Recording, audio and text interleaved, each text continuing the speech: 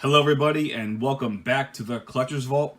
My name's Mike, and today we're going to be talking about the next Pokemon booster set that came out after the base set. It is known as the Jungle Set.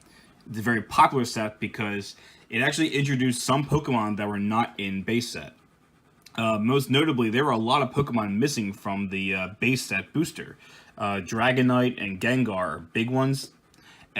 The evolutions are big ones, Flareon, Jolteon, Vaporeon specifically, as well as Eevee.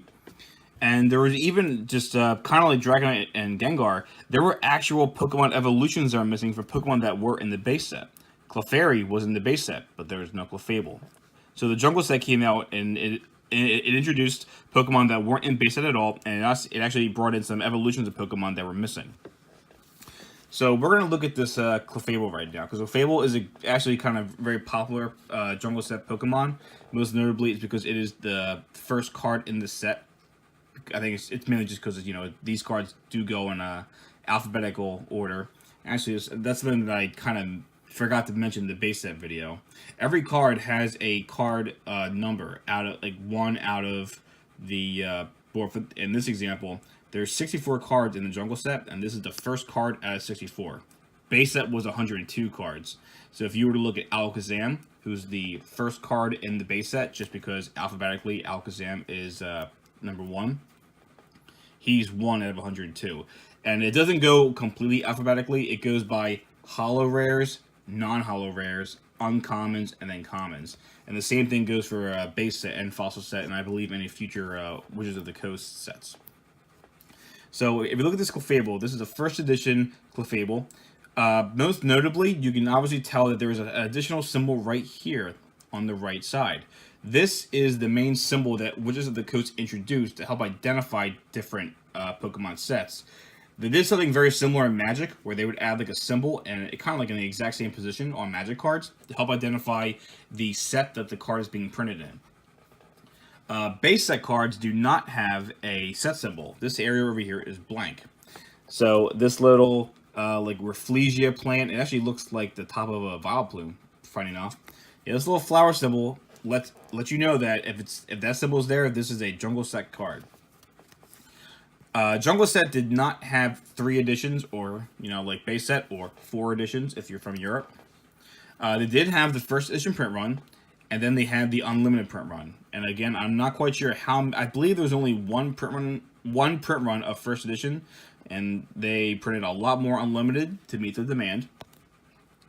And template-wise, I don't believe there's really much of a difference. I think you can kind of tell that some of the cards might have a slight shading difference. Like, for example, the first Clefable is a little bit lighter than the unlimited one. I think this looks a little bit darker, like a little darker pink. But besides that, there really isn't much of a difference. I think text size should all be the same, symbols are the same. And by this time, Wizards was starting to... I wouldn't say that they were perfect, but they were starting to get a handle on this. Another notable thing for the Jungle sets is that they introduced the... I think I mentioned this earlier, the non-holo rares. Base set did have non-holo rares, but they were of different Pokemon. For example, Electrode was a non-holo rare in base set, while cards like Blastoise, Charizard, Alakazam, they were obviously holo, similar to this, just like this Clefable. But what they introduced over in here, let me get you the uncommon version. I thought I had it with me, and I don't. Where is my... Oh, here it is. I'm sorry, I had it right in front of me. They introduced non-holo rares of the exact same Pokemon. I believe this is just because the Jungle set was so much smaller than the base set that they just didn't have enough Pokemon to fill it out. And if you think about it, every holo Pokemon card has a non-holo version of it, which actually takes a good chunk of the amount of Pokemon in the set away. But I guess they had to fill out the cards somehow. Now, unfortunately, these cards, although these are rares, and you can actually, I never mentioned this in base set. There's a symbol in this bottom right corner.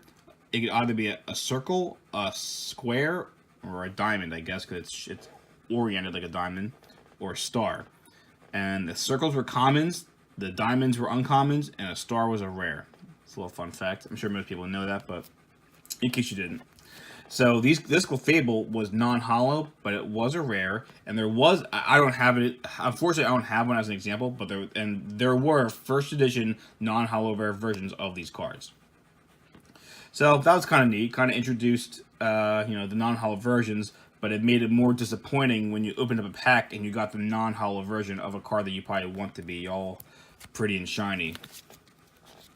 But yeah, so Jungle Set introduced that. They did also have a lot of notable misprints, which is kind of funny. Some misprints were, I believe, only available in first edition. Some were unlimited. Here's a popular one people were pretty familiar with. Let me get my handy dandy Wii U gamepad stylus. This is the first edition Butterfree. Unfortunately, I don't have the misprint to show you, but I can identify what the misprint is. There was something known as the D stamp Butterfree.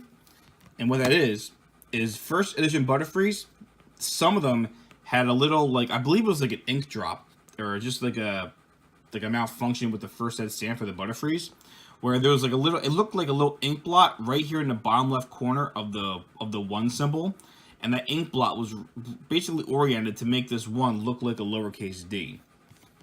So when looking at it, it looked like it had a D right here at the first ed stamp. It was known as the D stamp Butterfree. Definitely makes the Butterfrees more valuable with the D stamp because it's harder to find compared to the non-misprint. Butterfree is unfortunately only an uncommon, not a rare, but still a very pretty little card. Other notable misprints were missing Jungle Set symbols. Here is a unlimited hollow Scyther. Again, you can tell it's Jungle Set because it's out of 64 cards, and there is the Jungle Set symbol. I believe it was Scyther, Pidgeot, who's in the set. Another notable evolution that was missing from base set. Victory Bell, Venomoth. I believe all. Correct me if I'm wrong, people, and please put it down in the comments below. But I'm very sure that all of the unlimited hollow jungle cards did have the potential to be an error card where they're missing this Jungle Set, as you see right here. It's funny because if you're, for those who didn't know, that would actually make this card appear to be a base set card. Like if you weren't knowledgeable enough, you would think this is a base set unlimited Scyther, but it's not. It is a Jungle Set. You just have to know that Scyther is in the Jungle Set. And the misprint was just missing this jungle stamp. Again, I wish I had more examples to show you, but this is, I believe it was on every single unlimited hollow version of the Pokemon in the Jungle Set.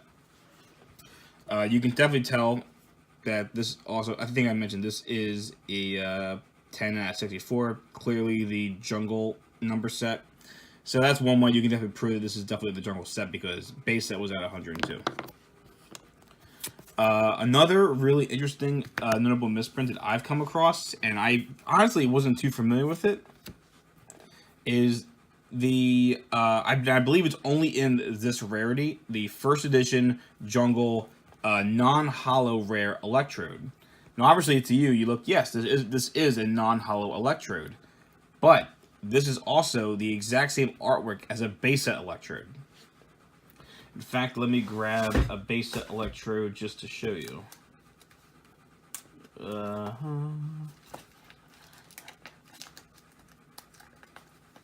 There we go. So I do not have a first ed Electrode to show you, but if I hold them side to side, this is the base set. This is the base set Electrode. This is the Jungle Set Electrode. You'll notice that the HPs are different. The attacks are different. In fact, this guy has a Pokemon Power. This one does not. Let's see. The levels are different. The set, again, another great way to identify is the set number. This is clearly 21 out of 102 base set. This one is number 18 out of 64 Jungle Set. So this was a misprint that I'm not quite sure how common it was. Apparently it's more common than I thought, but even though this is a rather new misprint that came to my knowledge. But here is a actual Jungle Set Electrode. This is the first edition hollow version of him, but you'll see that this also has the same HP, has the same attacks, same level, same set number. Well, actually, forgive me, The first edition Hollow Electrode is 2 out of 64. The unlimited, or the not unlimited, the unhollow version was 18 out of 64. So yeah, this is actually a pretty funny little misprint because it's actually like it's the entire. It's not like a stamp's missing or there's something wrong with the text or there is an ink blot like for the D stamp Butterfree. This is it's hilariously the entire artwork is missing, or it's the wrong artwork. I'm not quite sure how that happened, but it did happen, and it's kind of funny.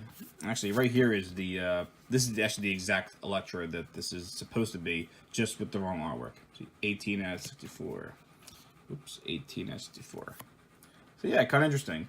Again, very confusing because from far away, you would think that this is a first edition base set Electrode, and it's actually a first edition non-hollow error Electrode. Ooh, just realized there's some dirt there. What is that? Hopefully it's on the sleeve. Anyway. So yeah, these are fun little notable misprints to keep an eye out in the Jungle Set. Besides that, Jungle Set was pretty popular. Like I said, it introduced some really popular Pokemon that people love. The evolutions were big ones, and these are actually some of the more popular cards to find in the set. I unfortunately wish I had more of these, but I don't. Jungle Set was released, I think in the middle of the year of 1999, and it was succeeded by the Fossil Set, which is a set I'm going to go into detail next time. But so yeah, if you guys have any questions, please leave a comment down below. I'll gladly try to answer any questions I can. But yeah, this is some information I've given to you about the Jungle Set, the second Pokemon set printed by Wizards of the. It is the second set printed by Wizards of the Coast, and yeah, pretty cool, pretty fun to collect. Definitely try to keep an eye out for these. Again, keep an eye out for notable misprints. If you see any jungle symbols, you know where you're looking at. All right, guys. Well, thank you for watching. Again, this is Mike from the Collector's Vault, and I hope to see you guys next time. Take it easy.